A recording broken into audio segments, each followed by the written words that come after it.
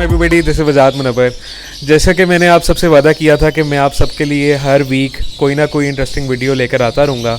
तो जैसे कि मैं लास्ट वीक अदनान भाई के पास गया था तो उनका भी सेटअप बहुत ज़बरदस्त था, और आज मैं ताहिर शेख साहब के पास आया हूँ और लास्ट सीज़न भी आया था मैं इनके पास, और इन्होंने बहुत ही ज़बरदस्त जो है इनके पास बर्ड थे लास्ट सीज़न भी, और इस दफ़ा इन्होंने अपना बर्ड रूम भी, जैसा आप देख ही रहे हैं, इन्होंने अपना रेनोवेट कर लिया बर्ड रूम। तो ताहिर भाई, सबसे पहले आप मुझे बताएं कि आपका जो लास्ट सीज़न है वो किस तरह का गुजरा। अस्सलाम वालेकुम वजाहत, बहुत शुक्रिया आप आए, आपने इज़्ज़त दी। लास्ट सीज़न बहुत अच्छा गुजरा, मैं तो उसको कहूँगा कि दैट वाज वेरी गुड। और उसमें ये था कि पेयर काफ़ी कम थे, आपको मालूम है कि 8-10 पेयर होंगे, तो उससे ही अल्लाह ने बड़ा करम किया, बड़ा फ़ज़ल किया। अल्लाह पाक का बहुत करम रहा, क्योंकि मैं हमेशा समझता हूँ कि ये सिर्फ अल्लाह का फ़ज़ल है। मैं और आप तो सिर्फ कोशिश कर सकते हैं, जो हमने की है हम सब करते हैं। वो एक शेर है इधर कि माली दा कम पानी देना, भर भर मशकां पावे, ते मालिक दा कम फल फूल लाना, लावे या ना लावे। सो वो अल्हम्दुलिल्लाह अल्लाह पाक ने बड़ा फल लगाया, फूल लगाया, सो वो बहुत अच्छा रहा। तो उससे ही सारा माशाल्लाह ये रौनक लग गई उसी से। सही है। तो अल्हम्दुलिल्लाह मैं बड़ा खुश हूँ, उसी वजह से मैंने इसको थोड़ा सा एक्सटेंड भी कर लिया। और वैसे अभी हैं इसमें कुछ नए पेयर भी हैं, पुराने भी हैं, तो वो इंशाल्लाह मैं दिखाऊंगा आपको अभी। अच्छा ताहिर भाई, जैसे कि लास्ट सीज़न आपने निकोला ग्रैनी का जो चैम्पियन बर्ड था वो इंपोर्ट किया, और उसके साथ ही चैम्पियन उसकी हैन भी आपने इंपोर्ट की जो कि सिल्वर सीरीज़ में विनर थी। तो आपको माशाल्लाह कौन सी ऐसी चीज़ इतना मोटिवेट करती है कि आप सबसे बेस्ट चीज़ जो है वो रखना पसंद करते हैं? और जैसा कि अब आपने बर्ड रूम भी जो है, मैंने बहुत कम ऐसे बर्ड रूम, बल्कि मैंने शायद ही किसी का ऐसा देखा हो, अदनान भाई ने भी आपसे मिलता जुलता बनाया है, लेकिन आपका उनसे बहुत, कह लें कि उनसे भी नेक्स्ट लेवल है। तो इस कौन सी चीज़ आपको मोटिवेट करती है कि आप जो है वो इस तरह की सारी चीज़ें जो है इकट्ठी करते हैं? असल में हम जिस हॉबी में है ना, ये बेसिकली एक खूबसूरत शौक़ है। अच्छा, परिंदा हमारा बड़ा खूबसूरत है, बड़ा अट्रैक्ट करता है लोगों को, तो उसी हिसाब से हमेशा से मेरे जहन में ये होता है कि उसकी हाउसिंग भी उतनी ही अच्छी होनी चाहिए। सो मैं बड़ा एस्थेटिक पे बिलीव करता हूँ, वैसे भी वैसे नॉर्मल अपनी लाइफ में भी। सो मुझे एस्थेटिक्स पे बड़ा मेरा वो है। सो अब चूँकि ये बर्ड हमारे ये खूबसूरत है, तो इसकी जितनी अच्छी हाउसिंग होगी उसको उतना खूबसूरत वो उसकी ब्यूटी और बढ़ेगी। अगर हम उसको किसी कंडम से घर में ला कर रख देंगे किसी अच्छे बर्ड को। अच्छा, मैं हमेशा से एक बात कहता हूँ कि हम लोग बहुत पैसा खर्च करते हैं पेयरिंग के ऊपर, बर्ड्स के ऊपर बहुत पैसा खर्च करते हैं कि अच्छे से अच्छा बर्ड लाएं, लेकिन कभी भी हाउसिंग पे पैसे नहीं खर्च करते। सो मैं हमेशा से सोचता था कि नहीं यार, एक अच्छा बर्ड रूम होना चाहिए। अच्छे से मुराद साफ़ सुथरा हो, खूबसूरत दिखने में खूबसूरत लगे आपको, आप आए आपका दिल लगे। दूसरा, टेक्निकली भी अच्छा हो, एस्थेटिकली तो अच्छा हो ही, टेक्निकली भी अच्छा हो। टेक्निकल क्या है कि उसमें सनलाइट का एक्सेस बहुत ज़्यादा हो, उसमें फ्रेश एयर बहुत अच्छी आए। क्योंकि देखें, अगर फ्रेश एयर आएगी, अंदर की जो अमोनिया है वो अंदर से निकलेगी। अब मैं आपको पता है कि मैं पिछले 20-22 सालों से लाइव स्टॉक में हूँ, तो मैं ये सारी चीज़ें देखता आ रहा हूँ कि लाइव स्टॉक में हमने फार्म मैनेजमेंट किस तरीके से करनी है, चाहे लार्ज एनिमल हो या पोल्ट्री हो। तो हमने सीखा उसमें यही है कि अगर टॉक्सिक गैसेस आपके शेड में, आपके हर्ड में, लार्ज एनिमल में या बर्ड रूम में मौजूद रहेंगी, तो वो आपके बर्ड को, आपके एनिमल को नुकसान पहुँचाएंगी।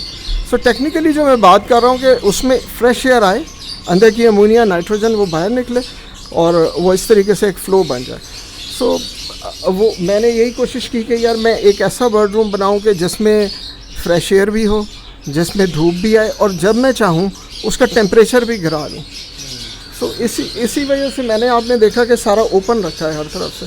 तो अब मैं दिन में खिड़कियाँ खोल भी दूँ, अच्छा वेदर हो, तो वो माशाल्लाह बड़ा एयरी भी हो जाता है और सनी भी हो जाता है, और जब गर्मी होती है तो हम बंद करके इसको टेम्परेचर कम भी कर लेते हैं इसका। सो ये अल्लाह का बड़ा फ़ज़ल है कि अल्लाह पाक ने इंसान, देखें मैं आपको पहले भी कह रहा था कि हम अगर राइट डायरेक्शन में करते रहें काम, तो वो चीज़ें ठीक चलती रहती हैं। टेक्निकली हाउसिंग पे मैं बहुत ज़ोर देता हूँ, शुरू से देता आ रहा हूँ, दोस्तों को कहता रहा हूँ कि यार हाउसिंग को हम इम्प्रूव करें, क्योंकि बर्ड तो हम बड़े महंगे महंगे ख़रीद लिए अब हमने, अब उसको रखने का भी कोई, हम सबको ढंग आना चाहिए। मुझे भी नहीं है, मैं ये नहीं कहता कि कोई माँ को बहुत बड़ा चैम्पियन हो, मुझे भी नहीं है, बस सीख रहे हैं सारी। और जैसे दोस्तों से सीखते हैं, और बहुत सारे दोस्त जो हैं वीडियोस बनाते हैं, सारा कुछ करते हैं, जो लोगों को इन्फॉर्मेशन दे रहे हैं, नॉलेज प्रोवाइड कर रहे हैं, बहुत बेशुमार नाम है उसमें, बड़े बड़े नाम हैं, हमारे बड़े मोतबर हैं सारे।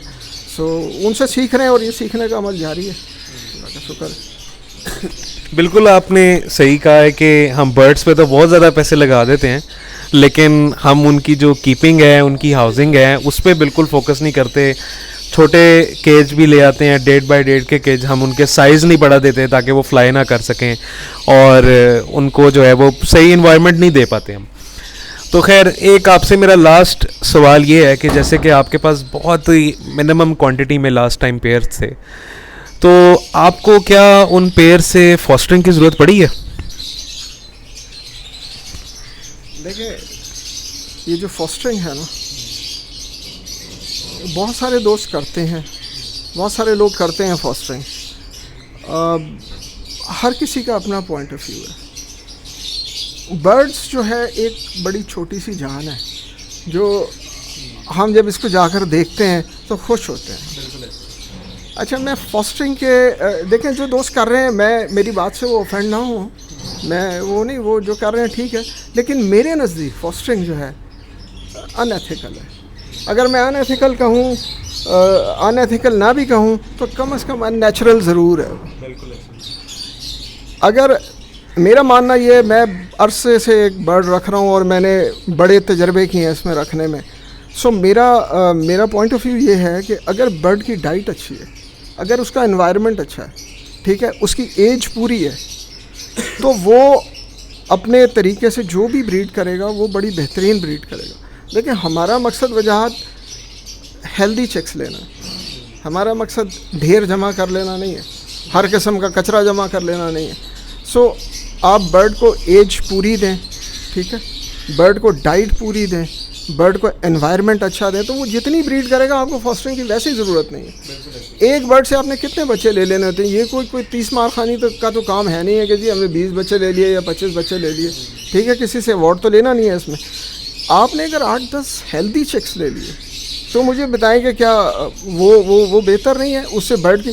अच्छा, मैं देखता हूँ कि उसमें अब हमें पता ही नहीं होता, जो फॉस्टरिंग कर रहे होते हैं, यार ये बच्चा उसका है, ये अंडा उधर फेरा हुआ है, ये फलाने का बच्चा है, ये उसका बच्चा है, किसी को देते हुए नहीं उसकी पेडिग्री हम मेंटेन कर पाते, शायद रिकॉर्ड कीपिंग उस तरीके से जब आप इतनी ज़्यादा करते हैं फॉस्टरिंग, तो वो नहीं हो पाती। ये एक दीगर मसला है, लेकिन मेरा अपना ख्याल ये है कि ये अनएथिकल भी है, अननेचुरल भी है। तो इसलिए मैं बिल्कुल भी फॉस्टरिंग के ना हक में रहा पहले कभी ना, आप देख रहे हैं कि अब मैंने लगाई हुई है कोई फॉस्टर पेयर ऐसे। तो जैसे ताहिर भाई आपने बताया है कि फॉस्टरिंग की ऐसा कोई ज़रूरत नहीं है और अनएथिकल है, तो मैं भी तकरीबन इसको इसी तरह समझता हूँ। मैं आपको अपना एक्सपीरियंस भी थोड़ा सा बताता हूँ कि लास्ट सीज़न फॉस्टरिंग के बगैर मैंने ऑन एवरेज पर पेयर से 15 से 16 चिक्स पूरे सीज़न में लिए हैं। हो सकता है इससे ज़्यादा भी लिए हैं कोई 1-2 पेयर से, और इसी तरह लिए हैं कि उनके जो पेयर्स के जो नेचुरली वो एग्स प्रोड्यूस कर रहे थे पर क्लच, वो मेरे पास 7 से 8 अंडों की एवरेज थी, और जो मैं उसमें से जो है वो 4 फॉस्टर कर देता था, 4 वो खुद पाल लेते थे। तो खैर, अब से अगला सवाल जो मेरा है, हाँ जी जी, कि देखिए वो फॉस्टरिंग नहीं, एक तो देखिए ब्रीड मैनेजमेंट तो है ना अपनी जगह, कि अगर आपके किसी के पेयर के नीचे 6 एग्स हैं या किसी के नीचे 2 एग्स हैं, वो बैलेंसिंग एक्ट तो आप कर लेते हैं, मैं भी कर लेता हूँ, हम सब कर लेते हैं। फॉस्टरिंग से मेरा मतलब था कि अननेसेसरी जो ब्रीड का प्रेशर डालते हैं बर्ड के ऊपर हम, कि वो उसको लगाई रखते हैं ब्रीड पे, और हम देखते हैं कि by the end of the season वो इतनी हफ के बैठी होती है फीमेल उसकी बेचारी, कि वो तरस आ रहा होता है देख के इसको कि यार अगले सीज़न में इसको लगाएं या ना लगाएं। सो वो इसलिए ये काम मुझे नहीं लगता कि बर्ड की ओवरऑल हेल्थ के लिए भी ठीक नहीं है और अननेचुरल भी है। अच्छा, तो लास्ट आपसे मेरा सवाल है ताहिर भाई कि जो हमारे लव बर्ड स्पेसिफिकली जो हम ब्रीड करवाते हैं, अगर इसको कमर्शियल एस्पेक्ट के तौर पे देखा जाए तो ये काम किस तरह का है? कमर्शियली अच्छा है, बेहतर है, लेकिन अब वो बात वही है कि इससे कमर्शियल से पहले देखिए, मैं अगेन आपसे ये बात करूँगा कि ये काम जो भी जानवर पालने का काम है, लाइव स्टॉक का कोई सा भी काम है, वो पैसों से नहीं होता, वो शौक़ से, वो पैशन से होता है। अगर आपको पैशन है जानवर का, अगर शौक़ है, आपको मोहब्बत है जानवर से, आप उसको फिर पालें, उसको फिर पालेंगे, उसकी टेक केयर करेंगे तो ही आप उससे प्रोडक्शन ले सकेंगे। ऐसा नहीं होगा कि एक दोस्त आपके पास आएगा, कहेगा वजाहत भाई मेरे पास 25-30 लाख रुपए हैं, तो यार मैं बर्ड में इन्वेस्ट कर लूँ तो मैं कमा लूँ, बहुत पैसे कमा लूँ। ऐसा नहीं होगा। इसमें दिन रात देखें सांस लेने वाली चीज़ है। जब लोगों को तो बड़ा नज़र आता है कि यार ये एक बच्चा बेचा और इतने का बिक गया, तो बड़ा भाई इसमें तो बड़ा प्रॉफिट है, बड़ा इंसेन किस्म का प्रॉफिट है, इसमें तो बड़े ज़बरदस्त रिटर्न्स है। लेकिन ऑन दी अदर हैंड आप देखें, वो सांस लेने वाला बच्चा या सांस लेने वाला बर्ड खुदा ना खास्ता all of a sudden expire हो जाए, देन आपकी वो साल 2 साल की मेहनत आप 2 साल पीछे जाके खड़े हो जाते हैं। तो ये सारी चीज़ें हैं इसमें। तो जिसमें इतना पेशेंस है, हौसला है, वो ज़रूर इसको कमाए भी। इससे कमाने के चांसेस बहुत अच्छे हैं। लेकिन पहले इसकी टेक केयर आपको आनी चाहिए, क्योंकि वो बड़े चैलेंज हैं, रोज़ नया एक चैलेंज है। आज कुछ है, कल बर्ड का कुछ बिहेवियर है, ड्यूरिंग ब्रीडिंग उसके कुछ चैलेंजेस आपको आएंगे। तो वो अगर इन सारी चीज़ों के लिए टाइम चाहिए, अगर आपको इतना टाइम है, आप समझते हैं इन सारी चीज़ों को, देन मैं समझता हूँ बहुत अच्छा है। फिर तो कमर्शियली बड़ा वाइबल है फिर ये। और कॉटेज इंडस्ट्री तो बन ही चुका है मोर और लेस हमारे मुल्क में, तो कर रहे हैं लोग जो करने वाले हैं। लेकिन अगेन बात वही है कि आपको टाइम बहुत ज़्यादा देना पड़ेगा। It's a full time business. बाद लोग कहते हैं कि जी ये एक बैकयार्ड बिजनेस है या एक साइड बिजनेस है, तो मैं नहीं, इसको फुल टाइम करके करें, जहन बना के करें, और उस तरीके से जो दुनिया में चेंजिंग ट्रेंड्स हैं उसको फॉलो करते हुए चलें, आप इंशाल्लाह इसमें अच्छी रोज़ी कमाएंगे। तो मैं भी आपकी बात में थोड़ा सा ऐड करूँगा कि मैं भी समझता यही हूँ कि जो कोई ये काम करना चाहता है तो उसको पहले ये काम सीखना चाहिए और देखना चाहिए कि उसको वाकई शौक़ है या वो अपने ऊपर ज़बरदस्ती कर रहा है कि मुझे शौक़ है पैसे कमाने के चक्करों में, कि मुझे शौक़ है और मैं रखना चाहता हूँ। तो मेरे पास भी कोई आता है बंदा कि जी मैं ये काम करना चाहता हूँ, और मैं उससे पूछता हूँ कि आपने पहले कभी बर्ड्स रखे हैं, तो उसको मैं यही मशवरा देता हूँ कि कहीं से आप 4 से 5 ग्रीन फिशर के पेयर्स, जो कि सबसे सस्ते वाले हैं, है तो फिर भी लाइफ स्टॉक ही, तो वो आप रखें, उस पर आप सीखें और उसको देखें समझें, फिर आप डिसाइड करें कि आपने ये काम करना भी है या नहीं। तो खैर चलें ताहिर भाई, अब आपके बर्ड रूम में चलते हैं और आपके जो नई पेयरिंग्स आपने इस सीज़न में की हैं वो सब देखते हैं। ताहिर भाई, आप सबसे पहले बताएं कि बर्ड रूम आपने जो है उसमें क्या क्या चीज़ें चेंज की हैं और किस तरह से उसको बनाने की कोशिश की है।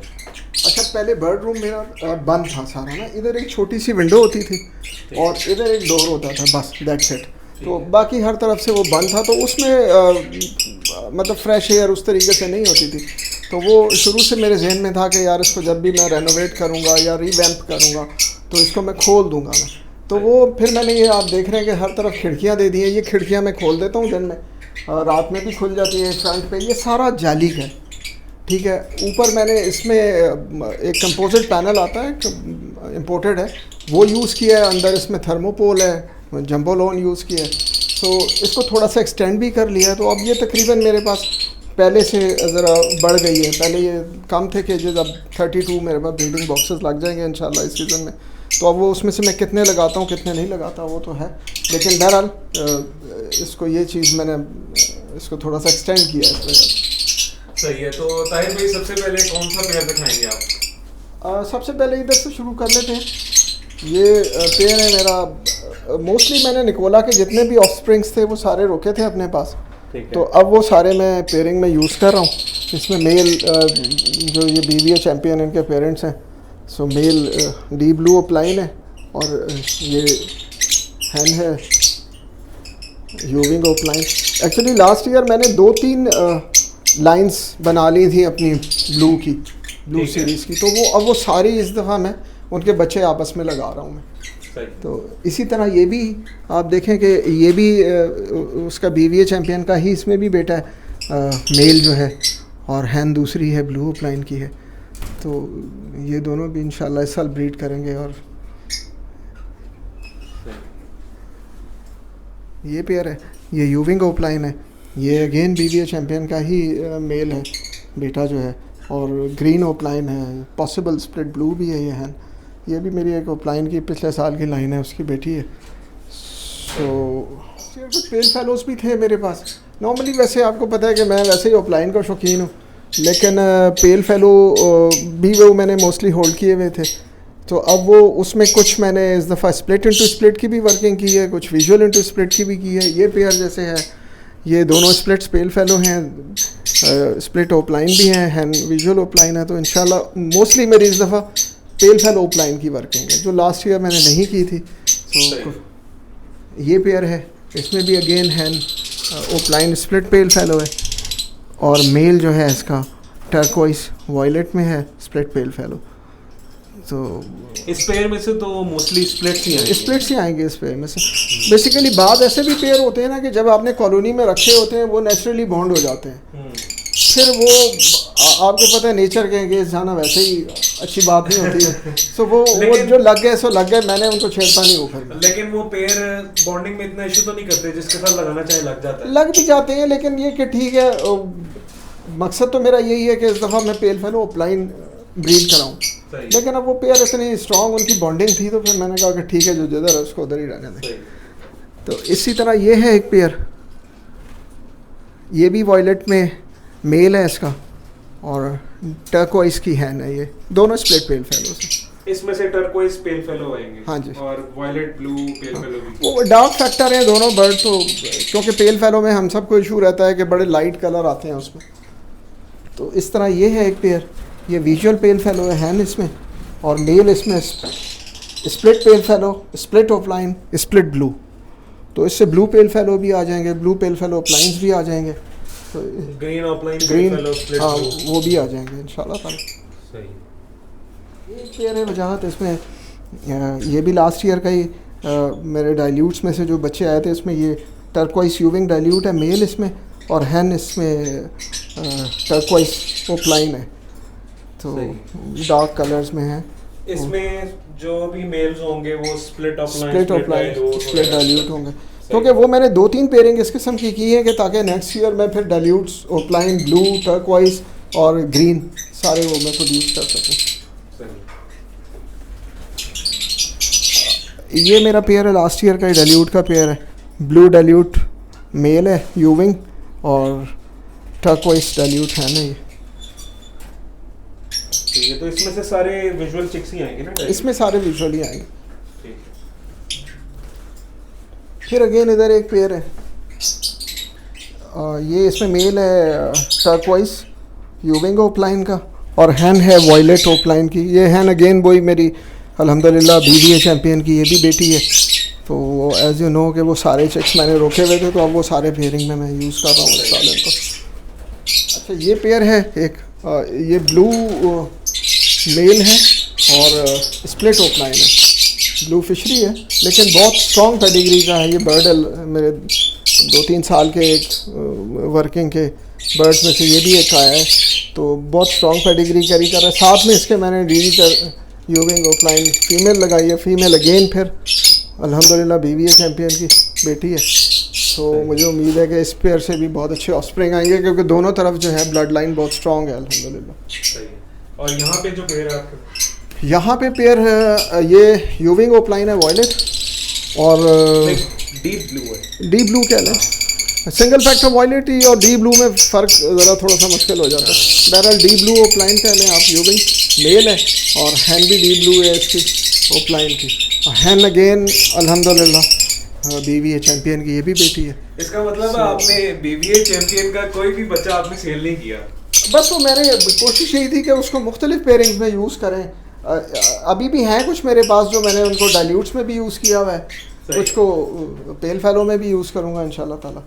एक पेयर ये है, ये ओपलाइन है मेल इसका, और DD टर्कोइस हैन है इसके साथ। सो नॉर्मल ओपलाइंस को आप नॉर्मल बर्ड्स के साथ जितना ब्रीड कराएंगे, फिशरीज़ के साथ जितना ब्रीड कराएंगे, ग्रीन और ब्लू को जितना ब्रीड कराएंगे, आप उतने अच्छी अपनी लाइन को, पेडिग्री को बनाते जाएंगे। सो मेरा हमेशा से यही होता है, इस तरह से ही मैं पेयरिंग करता हूँ। ये एक पेयर है, ये इसमें ब्लू ओपलाइन का मेल है, और वो BBA चैम्पियन का बेटा है, और हैन है ये टर्कोइस यूविंग ओपलाइन। सो इससे भी अच्छे इंशाल्लाह चेक्स के मिलेगा। यहाँ पर भी है मेरे पास ओपलाइन मेल, वो ये भी BBA चैम्पियन का अल्हम्दुलिल्लाह बेटा है, और साथ में ये हैन है वॉयलेट टर्कोइस ओपलाइन पेल। ठीक है। वो लास्ट ईयर मेरे पास कुछ बच्चे पेल ओपलाइन टर्कोइस में आए थे, तो ये उनमें से एक ये भी है। तो अच्छा, जैसे मैंने ये एक पेयर आपको ब्लू का दिखाया ना, ब्लू ओपलाइन की वर्किंग का, इसी तरह से मैंने ग्रीन ओपलाइन पेल फैलो की वर्किंग में भी एक पेयर बनाया हुआ है। इसमें मेल है, ये मेल है, मेल ये है ग्रीन, स्प्लिट ओपलाइन, स्प्लिट फैलो, स्प्लिट ब्लू भी है ये, और ये हैन ग्रीन पेल फैलो विजुअल है।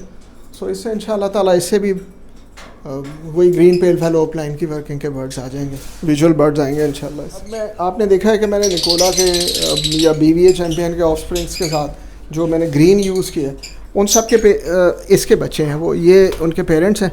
ये यूविंग ओपलाइन ग्रीन जो है ये मेल है, और डी ग्रीन जो है हैन है, दोनों स्प्लिट ब्लू हैं।